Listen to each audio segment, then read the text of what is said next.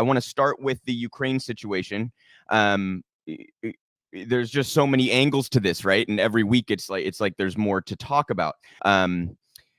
I've gone over the basic history before, but I'll just give a simple explanation again. Back in 1990, it goes back further, but in 1990, then Secretary of State James Baker essentially told Russia that we would not move NATO 1 inch further east. That has been violated on a number of occasions. The U.S. claims that was never a set in stone promise. The Russians took it as a promise. And as NATO has continued to expand east, that is viewed by Russia, very reasonably viewed, in my opinion, by Russia as aggression. And I want to be clear, Putin's not a good actor. Russia's not a good actor here. I'm not here to simp for the Russians or for Vladimir Putin. But it's just very clear that if the table was turned, we would view this as extreme aggression. In fact, there's this kind of notable moment in history called the Cuban Missile Crisis that some of you may be aware of. Look at how the United States responded there, and you may understand why our continued eastward movement of NATO and our arming of neo-Nazis in the Ukraine might be viewed as aggression by Russia. And again, you guys, caveat again, Russia's also engaged in aggression here, and they are not a good actor. Okay, so that's kind of where things stand, but we have a rather hilarious update, quite frankly. I'm sure a number of you have followed the U.S. media that continues to come up with dates that they think this invasion of Ukraine is going to occur. And the Russian Foreign Ministry came out and actually said, we'd really appreciate it if the United States media would just give us a comprehensive list of the days that we're going to invade for the whole next calendar year, so that we can plan out our vacations accordingly. They actually put that out, you guys. I mean, they're trolling the U.S. media. And while that might be a sort of facetious and humorous example, it's actually causing a great deal of harm. And top Ukrainian officials have come out and outright said that our propaganda from the West is doing significantly more harm than Russia is right now to Ukraine. It's costing their economy billions of dollars. The threat of this invasion, the hyperbolic rhetoric coming from the West, is actually damaging the Ukrainian economy quite substantially. Billions of dollars a month, you guys, is what they say. So it's when Ukraine themselves are coming out and saying you're being too hyperbolic and you're not helping the situation, you're actually harming it, we should probably listen, shouldn't we? But of course, the United States media has come to understand that fear-mongering about Russia is a way to bring in viewers and get clicks. So that I don't anticipate will cease. I think that behavior will continue. And also, you guys, just as a kind of a side note, we're having all these discussions in society about like misinformation and sources and platforming and all this kind of stuff. NBC News ran a whole clip literally platforming neo-Nazis in the Ukraine who were like training civilians on how to use guns and things like that. NBC News platforms neo-Nazis. Are they going to be canceled? Are they going to be called out? And, is there going to be a warning on Twitter next to anything from NBC News that, hey, by the way, these guys platform neo-Nazis. This is Nazi propaganda that you're engaged. Of course not, because NBC is part of the club. Okay, so I just want to point out the difference in how various sources are treated when they get something horribly wrong or platform the most unsavory characters in the world. So, and by the way, guys, it wasn't like it was so obvious. They had fucking patches on their shoulders, like the lightning S. I mean, they're putting it right out there. That's kind of how they're Nazis, right? And what do? We arm them, and then we send the media out there to highlight their activities and platform them.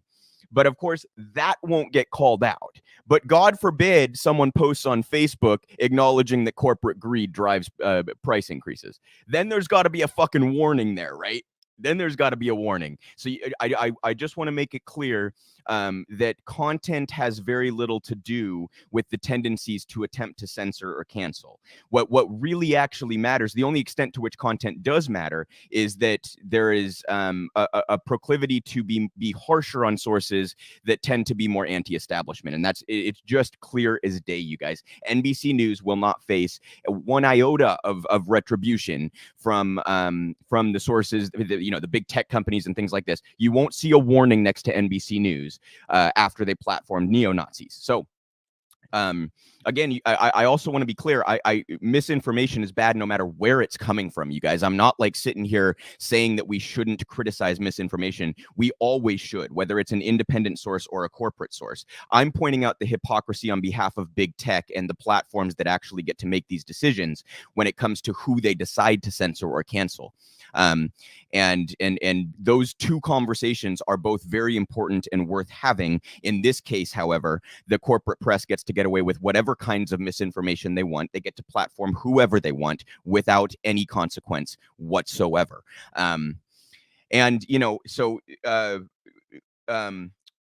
The other thing I want to talk about here, that was a little sidetrack.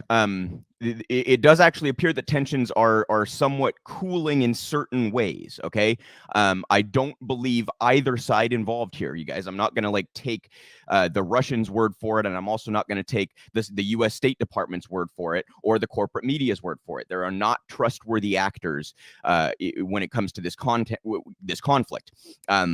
Russia claimed to have removed a number of troops, but there was reporting that they actually increased and added 7,000 troops after they showed videos of their tanks leaving. So who knows, you guys? I'm not placing much credulity on any of these sources.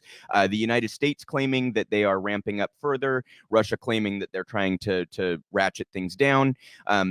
There are talks in the Ukraine about potentially passing some sort of referendum that would essentially say we have no intention of joining NATO anytime soon.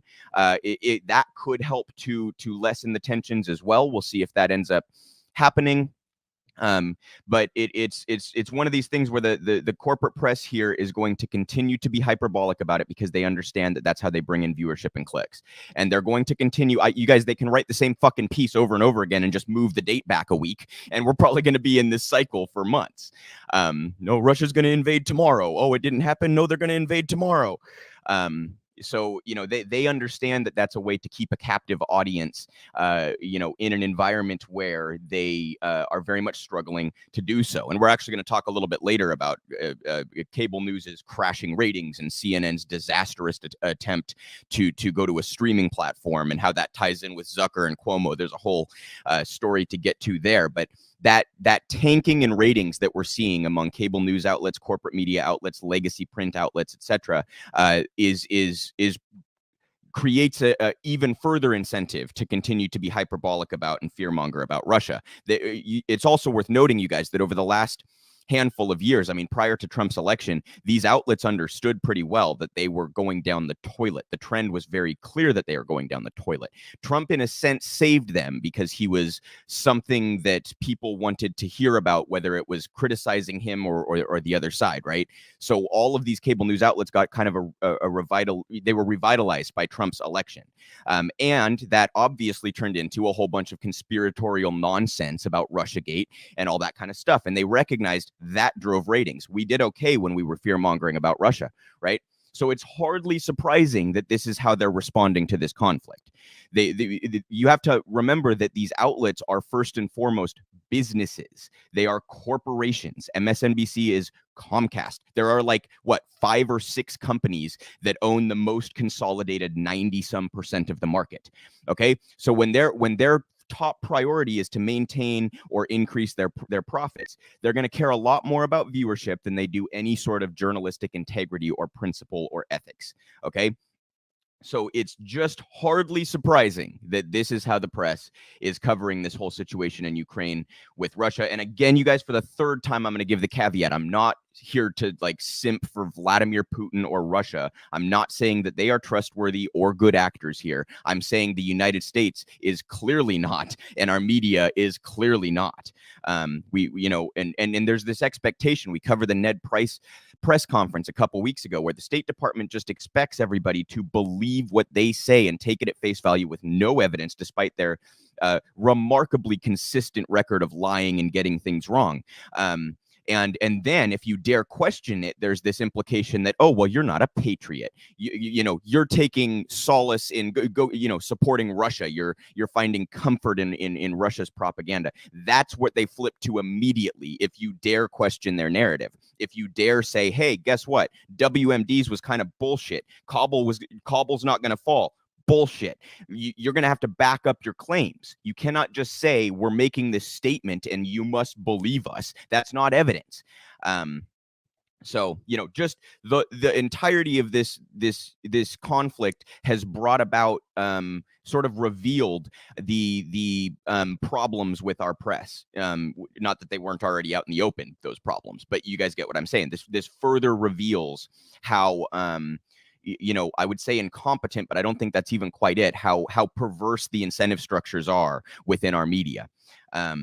So, and again, we'll talk a little bit later about the whole situation at CNN and their. It seems like their streaming attempt, CNN Plus, is kind of dead before it even started, which is hilarious and deserved.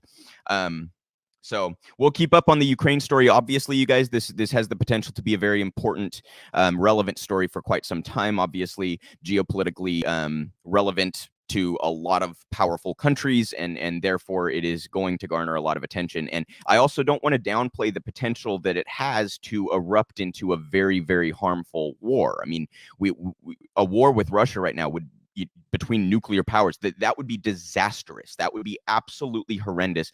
And by the way, it would be very bad for Ukraine because that would be the first sort of hot spot, right?